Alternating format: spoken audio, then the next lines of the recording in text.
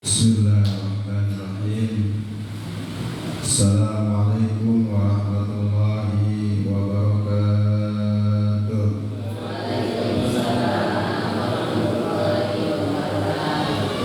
Alhamdulillah, alhamdulillahilladzi khalaqas samawati wal ardh. Allahumma shalli ala sayyidina wa syafi'ina wa maulana Muhammadin wa ala alihi wa ashabihi wa man tabi'ahum bi ihsanin ila yaumiddin. Asyhadu an la ilaha illallah wa asyhadu anna Muhammadan abduhu wa rasuluh. Subhanaka la ilma lana illa ma 'allamtana innaka antal alimul hakim. Wa qala Rasulullah sallallahu alaihi wasallam, man salaka tariqan yaltamisu fihi 'ilman sahhalallahu lahu tariqan ilal jannah. Talabul ilmi fariidatun 'ala kulli muslimin wa muslimatin. Amma ba'du, hadratul mukarramun, para jamaah Majlis Ta'lim Nurul Jannah yang insyaallah selalu mendapat limpahan rahmat, ridho dan barokah dari Allah Subhanahu wa taala. Puja serta syukur selalu kita sampaikan kepada Allah Subhanahu wa taala yang alhamdulillah pada malam hari ini Allah pilih kita untuk bisa hadir di Majlis Ta'lim ini dalam rangka kita thalabul ilmi, silaturahmi, dan juga kita saling doa mendoakan. Mudah-mudahan hadirnya kita, duduknya kita di majelis ini menjadi modal buat kita kelak di hadapan Allah Subhanahu wa taala. Ini adalah suatu ibadah yang menjadi asbab Allah ridho kepada kita semuanya. Dan Allah lipat gandakan pahala setiap ibadah-ibadah kita kepada Allah Subhanahu wa taala. Selawat dan salam kita sampaikan kepada junjungan kita, suri tauladan kita, Habibullah Nabi besar Muhammad sallallahu alaihi wasallam beserta keluarga, kedua beberapa pengikutnya yang setia hingga yaumil qiyamah. Mudah-mudahan susah payah kita bisa menjadi sebab kita berusaha istiqomah sekuat tenaga kita menjalankan apa yang sudah diajarkan, dicontohkan oleh Nabi kita Muhammad sallallahu alaihi wasallam, dan ini menjadi bekal kelak kita dikumpulkan lagi oleh Nabi kita dalam surganya Allah. Amin ya Allah ya Rabbal alamin.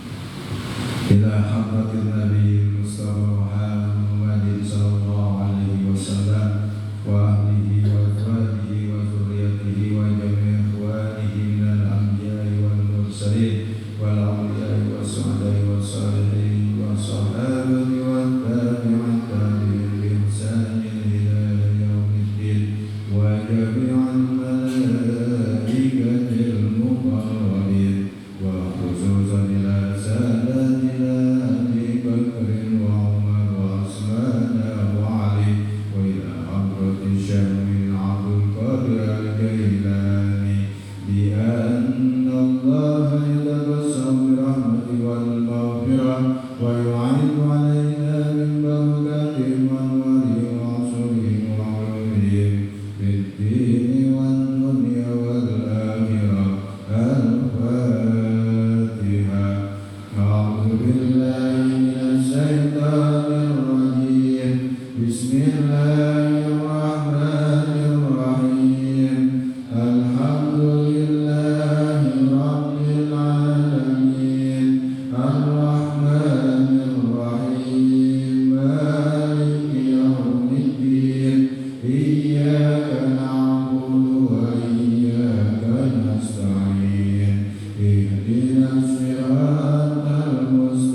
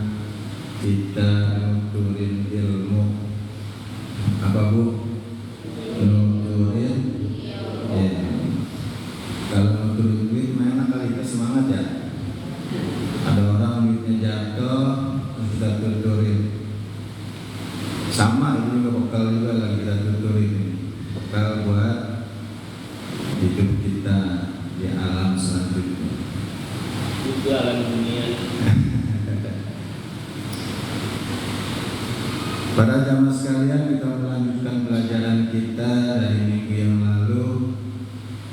Minggu lalu alhamdulillah kita sudah belajar tentang sholat sunnah istisqa.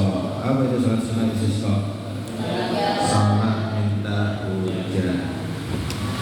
Walaupun kita minta sama Allah jangan sampai di kampung kita kemarau berpanjangan, tapi paling tidak ilmunya kita tahu ilmunya bahwasanya kalau kampung kita mengalami kemarau panjang, agar Allah turunkan hujan di kampung kita, maka kita melaksanakan sholat sunnah istisqa. Ya Sayyidi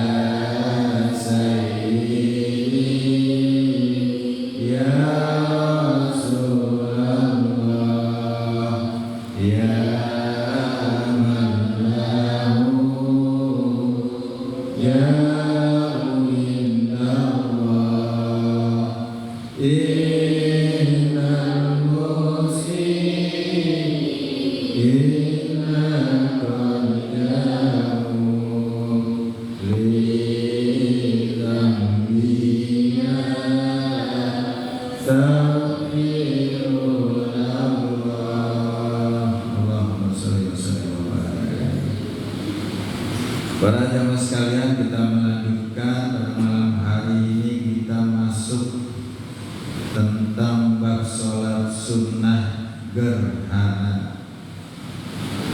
Gerhana itu kita mengalami dua macam gerhana.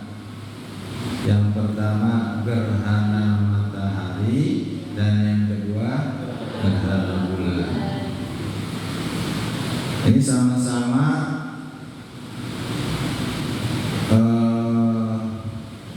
nandanya adalah ketika kita mengalami gerhana matahari kan, gerhana bulan kan, pasti alam bumi ini mengalami kegelapan, gelap gulita. Maka dalam ajaran agama kita, bil khusus tentang bab fikih salat sunnah pada mazhab Imam Syafi'i, kita diajarkan ketika pada waktu terjadinya gerhana, entah itu gerhana matahari ataupun gerhana bulan, maka disunnahkan, dan sunnahnya ini sunnah muakkad. Sunnah apa? Sunnah muakkad. Sunnah muakkad adalah sunnah yang diutamakan atau ditekankan. Kemarin kan kita sudah belajar tuh tentang sholat sunnah muakkad. Dia memang hukumnya sunnah, tapi dinaikkan tingkatnya mendekati wajib, maka levelnya adalah sunnah muakkad. Maka ketika kita mengalami kejadian gerhana matahari ataupun bulan, maka kita disunnahkan, dan sunnahnya sunnah muakkad, untuk mengerjakan sholat gerhana. Kapankah waktu sholat gerhana itu? Waktu sholat gerhana matahari ialah ketika mulai tampak gerhana itu. Biasanya kan kita sudah dikasih pengumuman tuh, pemberitahuan oleh pemerintah melalui BMKG, Badan Meteorologi dan Geofisika.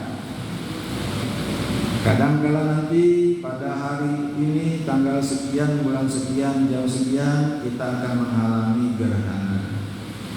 Nah, maka ketika kita sudah mengetahui kapan akan terjadinya gerhana itu, maka ketika itulah kita disunnahkan untuk melaksanakan sholat sunnah gerhana.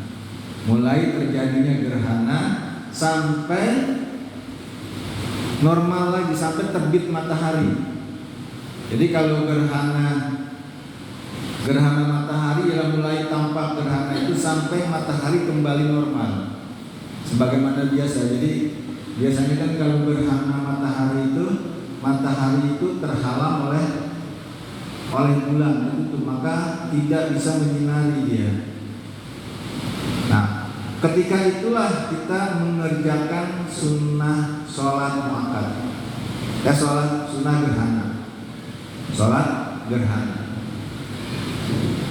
Dan apabila kita mengalami gerhana bulan, mulai dari terjadinya gerhana itu sampai terbit matahari lagi.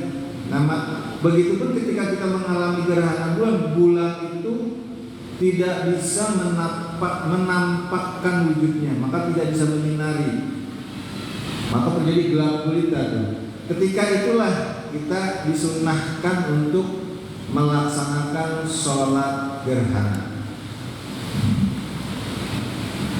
Jadi itu waktunya kapan sholat sunnah gerhana? Ketika terjadinya gerhana. Cara mengerjakannya, yang pertama adalah boleh dikerjakan sendiri-sendiri, karena biasanya gerhana itu tidak terlalu lama waktunya terjadinya, maka boleh dikerjakan sholat sunnah gerhananya itu sendiri-sendiri. Ataupun lebih baik ketika kita sedang kumpul di suatu tempat seperti ini, misalnya di musola, maka kita boleh melaksanakan sholat gerhana itu berjamaah. Jadi boleh sendiri, boleh berjamaah. Yang kedua, pada rakaat pertama sesudah ruku dan i'tidal. Jadi sholat seperti biasa, membaca surat Al-Fatihah, lalu surat, lalu ketika kita ruku dan bangun dari ruku atau disebut dengan i'tidal, maka membaca Fatihah sekali lagi.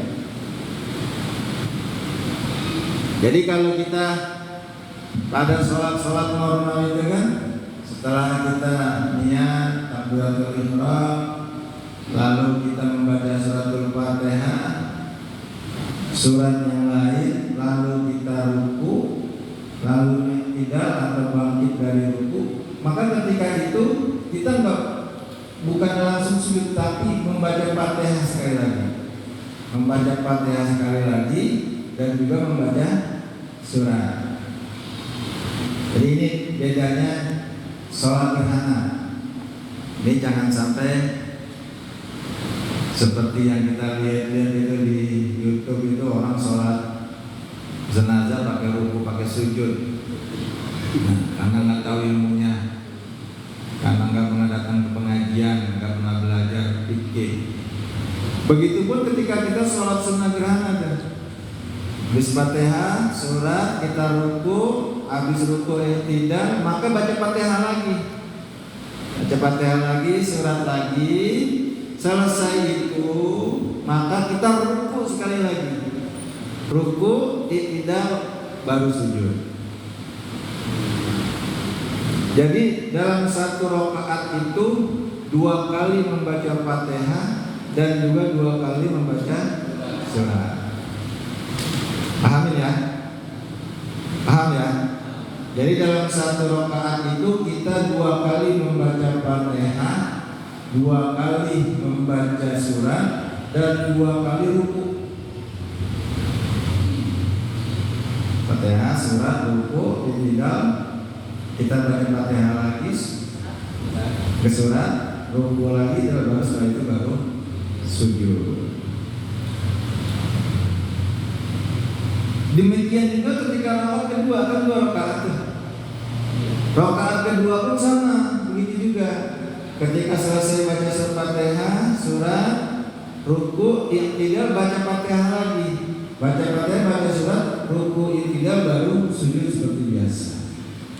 Maka bedanya sholat sunnah gerhana adalah perbedaannya di setiap rakaat itu ada 2 kali Fatihah, 2 kali surat, 2 kali ruku. Selebihnya sama dengan sholat-sholat yang lain. Ini nggak bisa lagi ya.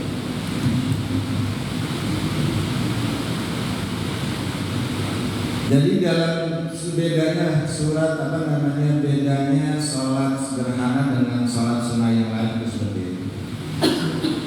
Yang ketiga, pada bacaan Fatihah dan ayat dalam sholat sederhana belum dinyanyikan. Artinya ketika kita berjamaah itu Fatihahnya dinyanyikan atau dizolihkan dengan suara. Sunnah memanjang-manjangkan ayat suratnya. Jadi setelah selesai Fatihah, maka kita baca surat. Itu disunnahkan untuk membaca surat-surat yang agak panjangan. Kecuali ketika kita berjamaah, kita lihat itu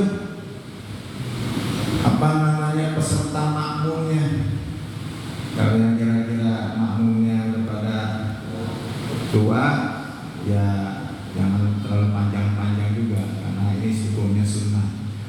Jangan dibentang-bentang hafid lalu disunahkan membaca surat panjang, ayat pertama, rakaat pertama Al-Baqarah, rakaat yang kedua Al-Kahfi, membubar semua nanti.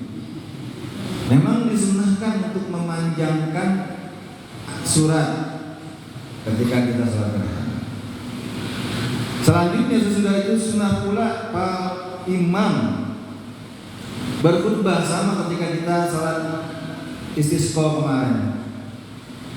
Sesudah itu sunnah pula imam dan khatib berkhutbah sebagaimana khutbah Jumat.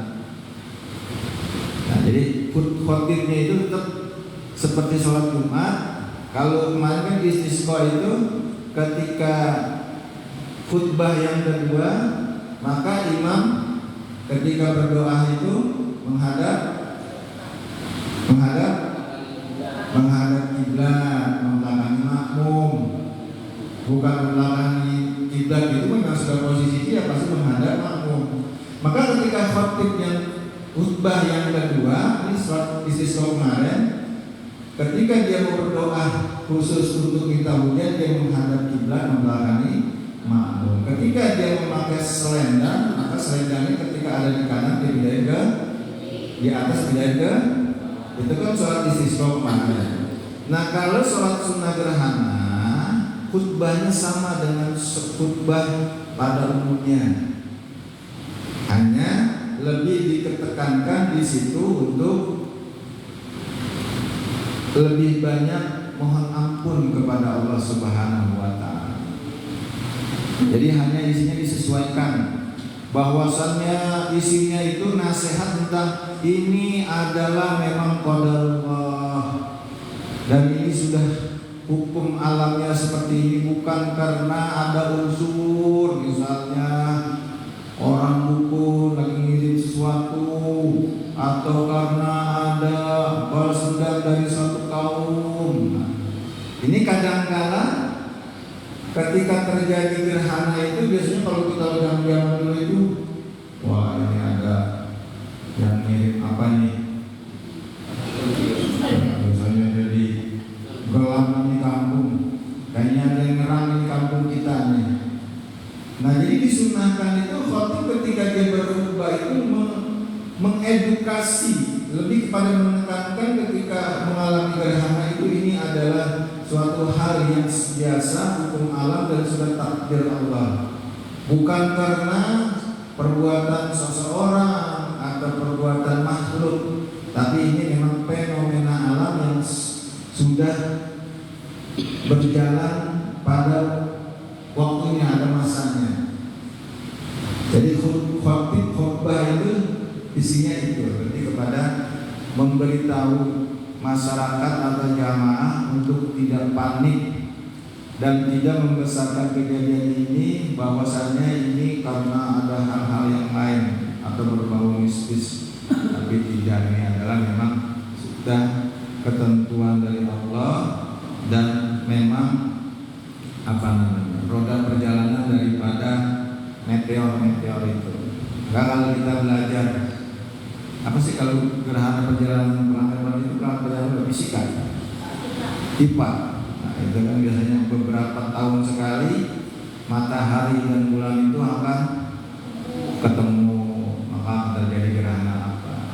Bahwasanya itu khutbahnya lebih kepada memberitahu itu. Jangan sampai masyarakat kita panik sehingga menganggap ini adalah suatu bencana, bukan. Tapi ini lebih kepada suatu hal yang memang sudah hukum alam. Jadi itu sholat gerhana, bahwasanya yang pertama boleh dikerjakan sendiri-sendiri, tapi tidak pakai khutbah. Lebih dianjurkan berjamaah. Pada rakaat pertama sesudah ruku dan iktidal kembali membaca suratul Fatihah lagi, membaca surat, baru ruku dan iktidal lagi, baru kemudian sujud. Maka pada sholat gerhana itu ada dalam 2 rakaat 4 kali membaca Fatihah, 4 kali membaca surat, 4 kali ruku. Bacaan Fatihah dan ayat dalam sholat gerhana bulan dinyaringkan. Jadi bedanya ketika kita mengalami gerhana bulan dengan matahari itu, imam itu harus paham bahwasanya oh ini gerhana bulan, maka bacaan imam itu harus dinyaringkan. Kalau ada orang lagi sholat gerhana lalu imam menyaringkan suara bacaannya, maka itu adalah gerhana bulan pasti. Ketika kita mengalami gerhana matahari, maka imam mensirkan atau seperti kita sholat zuhur tidak dinyaringkan bacaan Fatihahnya. Jadi perbedaan ketika gerhana bulan itu dinyaringkan, matahari disirkan atau tanpa suara. Jadi nanti kalau misalnya tiba-tiba ada gerhana, langsung nanti Ustaz Marwan kumpulin jamaah untuk sholat sunnah gerhana. Lihat ini gerhana apa? Oh, gerhana bulan, maka suara imamnya dinyanyikan. Oh, ini gerhana matahari, maka suara imamnya disirkan atau tanpa suara. Jadi jangan sampai lewat juga, jangan sampai dalam satu rakaat hanya baca 1 kali Fatihah dan setelah sholat, tapi harus 2 kali Fatihah dan 2 kali baca surah. Itu pelajaran kita tentang sholat gerhana, dan mudah-mudahan sholat gerhana ini menjadi pelajaran buat kita yang kelak seandainya pun kita tidak mengamalkannya, tapi kita bisa mengajarkan kepada anak keturunan kita bahwasanya pertama adalah ketika mengalami gerhana kita disunahkan dan hukumnya sunnah muakkad untuk melaksanakan sholat gerhana. Gerhana bulan ketika berjamaah harus dengan suara, ketika gerhana matahari tanpa suara. Disunahkan untuk berjamaah, ketika sendiri juga boleh, tapi kalau sholatnya sendiri tidak pakai khutbah. Jadi walaupun misalnya sholatnya sunnah terus boleh sendiri tanpa khutbah. Jadi jangan sampai sholatnya sendiri, dia yang sholat, dia yang khutbah, dia yang dengerin, terus tolong semua kalian. Kalau sunnah sholat istisqa kan kemarin tanpa azan dan iqamah. Kalau gerhana disunahkan boleh pakai azan atau dan juga iqamah. Ini ritual-ritual atau ibadah-ibadah sunnah. Kita belajar ini agar semakin luas ilmu kita, ilmu pengetahuan kita tentang pelajaran ibadah-ibadah yang penting, yang wajib, yang penting yang wajib. Istri, ibu-ibu, ibadah-ibadah yang wajib itu lebih diutamakan. Apa yang paling utama dan paling wajib buat seorang ibu, seorang istri, seorang perempuan? Ibu, seorang istri, sholatnya rajin, yang wajib, yang sunnah, ngaji, berangkat ke majelis taklim tiap hari, berangkat ngaji, kagak ada liburnya, pagi ngaji, sore ngaji, malam ngaji.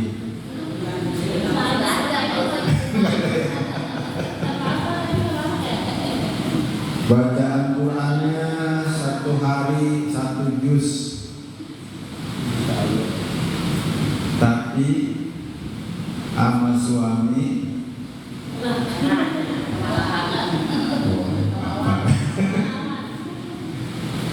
tapi sama suami begitu ditanya mau kemana sih bu, mau ngaji.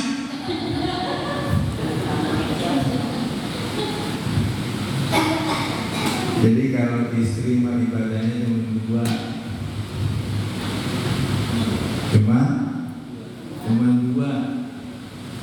modelnya cuma 2 ini, tapi ibu Allah mudahkan untuk masuk dalam surga. Cuma 2 doang bu. Yang banyak malah laki-laki ibadahnya belum masuk surga. Ibu-ibu, istri itu cuma 2. Apa kata Allah? Kalau seorang wanita, seorang istri ingin masuk ke dalam surga itu, kata Allah, yang pertama adalah qanitatun. Apa qanitatun? Taat kepada Allah secara total. Apa bu? Taat kepada Allah secara total. Kedua itu, yang pertama itu cuma taat sama Allah surga. Yang kedua kata Allah, hafizatul lil ghaibi bima hafizallah. Selain taat, ibu-ibu seorang istri yang kedua kalau pengen menjadi penghuni surga dan akan mengalahkan kecantikan bidadari surga, ibu akan lebih cantik banget daripada bidadari surga 70 kali lipat. Pertama taat, yang kedua hafizatul lil ghaibi bima hafizallah, menjaga kehormatan keluarga, menjaga kehormatan suami ketika suami tidak ada di rumah atau tidak bersama ibu. Gampang kan? Gampang kan, Bu? Bu, ini saya ada istri saya berani loh, saya ustaz-ustaz yang lain nggak berani kali ngaji di depan istrinya. Saya bisa dinyalain-nyalainnya. Jadi cuma dua, qanitatun, yang kedua hafizatul lil ghaibi bima hafizallah, surga. Duh, gampang kan? Itu yang wajib. Percuma ibu ngaji setiap hari, percuma ibu sholat nggak ketinggalan, percuma ibu baca Quran 1 hari 1 juz, tapi tidak taat kepada Allah dengan menaati suami.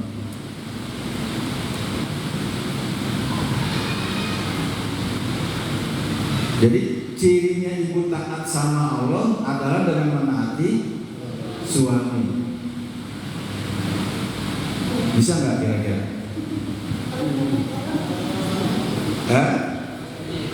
Bisa nggak, Bu? Bagaimana suaminya, Ustaz? Iya. Oh.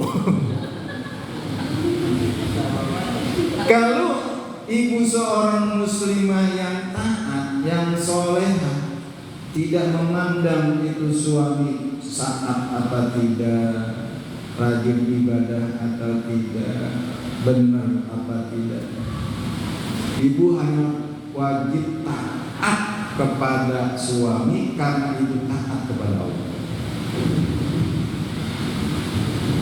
Bisa nggak, Bu? Ini yang wajib loh, Bu. Sholat gerhana sunnah, sholat istisqa sunnah. Yang wajib buat seorang istri adalah menaati suami karena taat dia kepada Allah. Dia yang wajib tuh, ini istri nih. Jadi kalau kata suami, kan kita diajarkan dalam ajaran fikih kita, dalam syariat Islam itu, tugas dalam rumah tangga itu adalah kewajiban suami. Bu, ini ada istri saya nih, besok yang namanya ngepel itu tugas suami, masak itu kewajiban suami tuh, ngurusin anak, nyuci, jemur, gosok, itu kewajiban dan tugas suami, bukan tugas istri. Ibu mah tugasnya taat apa? Menjaga kehormatan keluarga. Itu doang dua. Surga. Jadi harus taat kepada Allah. Maka kalau pagi-pagi suami, Bu, bikin saya kopi apa, Bu? Apa jawaban Ibu?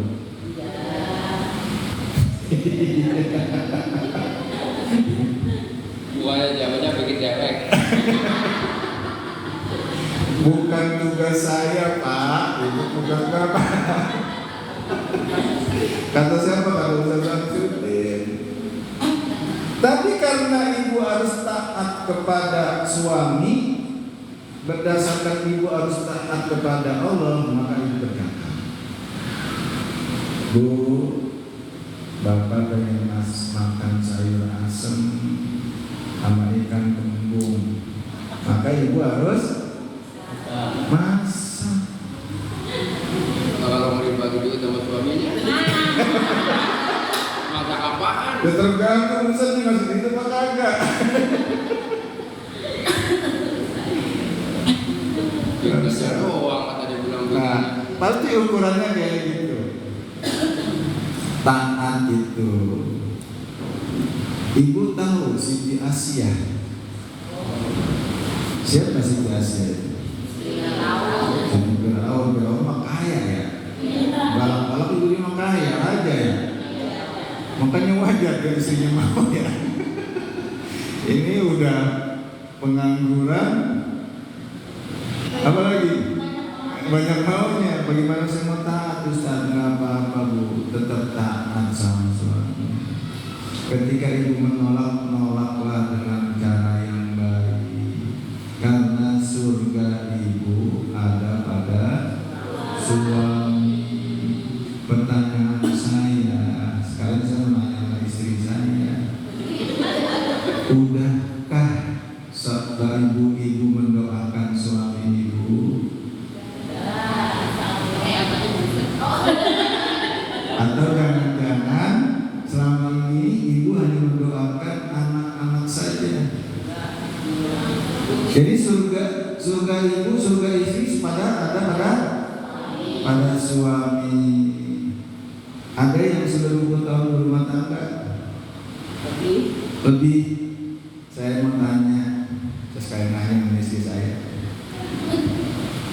20 tahun lebih berumah tangga dan tahu kalau surga ibu ada pada suami. Pernah nyuci kaki suami sambil minta ridhonya? Bagaimana mau surga?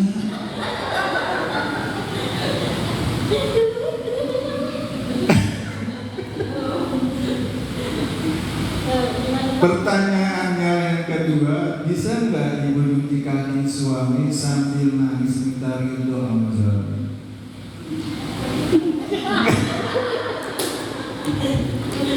Berat katanya. Kenapa berat? Katanya pengen masuk surga.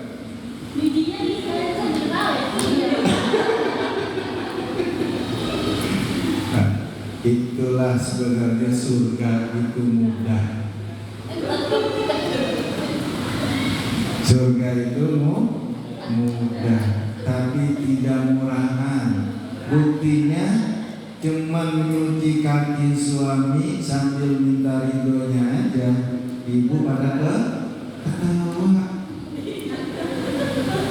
Udah geli duluan. Ya Ustaz.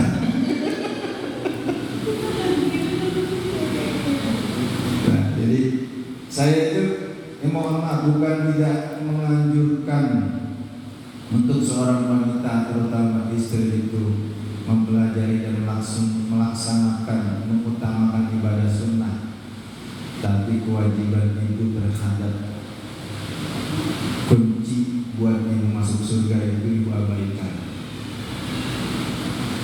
Jadi cuma dua, qanitatun hafizatul ghaibi bima hafizallah. Sebenci apapun ibu terhadap suami, semarah apapun ibu terhadap suami, jangan sekali-kali ibu menyebarluaskan, jangan sekali-kali ibu membicarakan persoalan rumah tangga, kehormatan suami, aib suami, kekurangan suami kepada siapapun. Kunci buat istri-istri yang pengen masuk surga. Ibu boleh marah, manusiawi. Ibu boleh kesel, wajar. Ibu boleh kecewa, silakan. Tapi hafizatul ghaibi bima hafizallah. Ibu tidak membicarakan kekurangan, keburukan, kejelekan suami ibu, maka Allah akan menjaga sampai yaumil qiyamah. Kecuali istri yang menyebarluaskan. Jadi ya, pesan ini malam hari ini buat ibu-ibu mumpung ada istri saya. Alasannya kan hadis Nabi Muhammad SAW mengatakan, salatul mar'at salataha wa shalat shaumaha wa ta'at zawjaha udkhulul jannah min ayyi sitti. Perempuan itu cukup dia sholatnya cuma sholat wajib aja, puasanya puasa Ramadan tok, terus dia taat kepada suaminya. Apa kata Nabi Muhammad SAW? Udkhulul jannah min ayyi sitti. Silakan ibu masuk ke dalam surga Allah melalui pintu mana saja yang ibu mau dan ibu sukai. Enak nggak? Enak nggak? Yang kagak enak dan berat itu suami. Udah dunianya dipikirin, akhiratnya ditanggung. Dunianya dipikirin bagaimana bisa punya bedak, bagaimana bisa punya gelang, bagaimana bisa apa lagi? Tidurnya nggak kepanasan, bagaimana bisa kemana-mana punya kendaraan, bisa bagaimana, itu suami mikirin.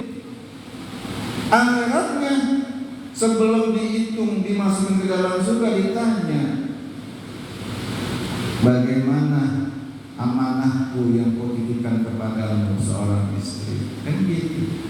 Sudahkah engkau jaga dengan baik-baik? Itu Masya Allah beratnya suami. Kalau ibu mah tinggal 2 orang tugasnya. Kalau nitajun hati satu lilgobi taat sama menjaga itu. Mudah-mudahan kita semuanya menjadi ahli surga. Amin ya Allah ya Rabbal alamin.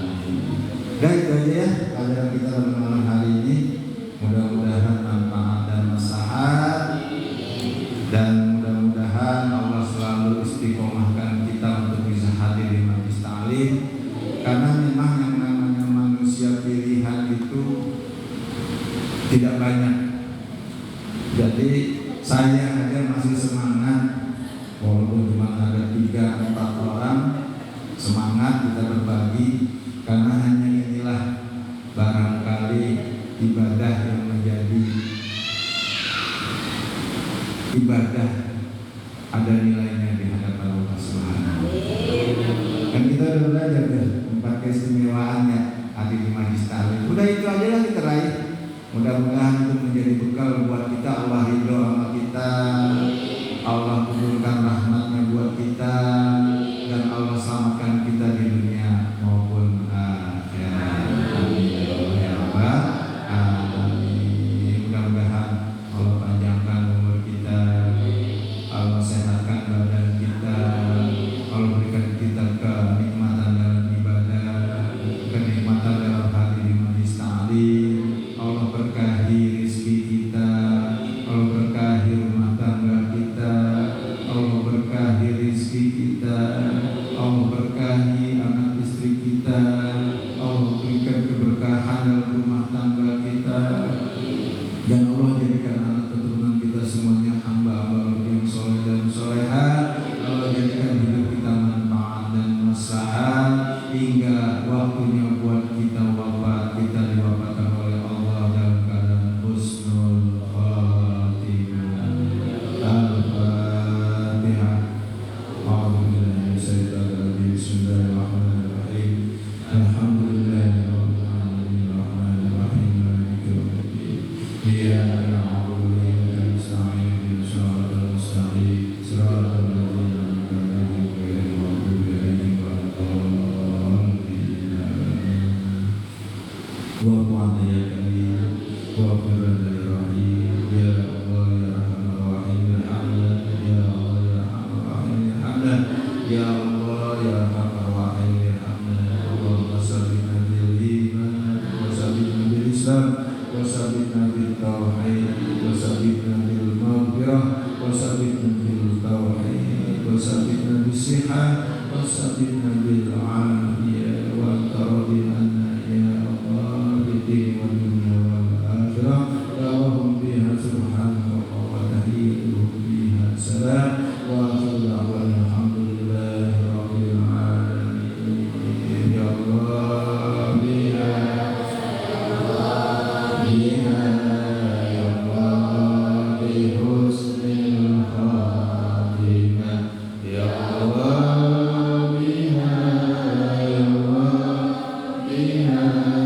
ya Allah bi husnil khatimah ya Allah biha ya Allah biha ya Allah bi husnil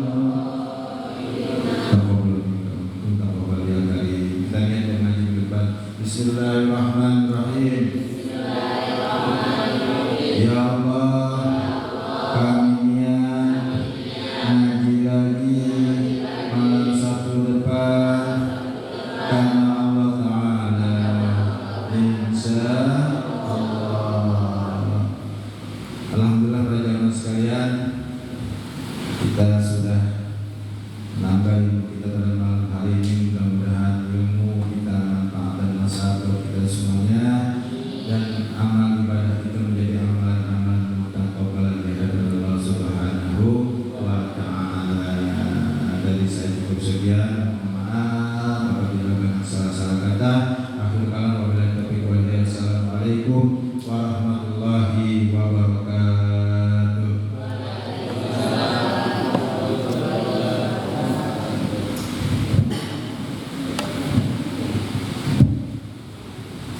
Alhamdulillah, terima kasih kepada teman sekalian yang sudah mau bergabung dalam taklim kita pada malam hari ini. Mudah-mudahan Allah panjangkan kita, Allah sehatkan badan kita dalam keadaan taat kepada Allah Subhanahu wa Ta'ala, dan mudah-mudahan kita semua panjang umur, sehat badan, dan kita bisa ketemu lagi dalam taklim di waktu yang lain. Terima kasih. Assalamualaikum warahmatullahi wabarakatuh.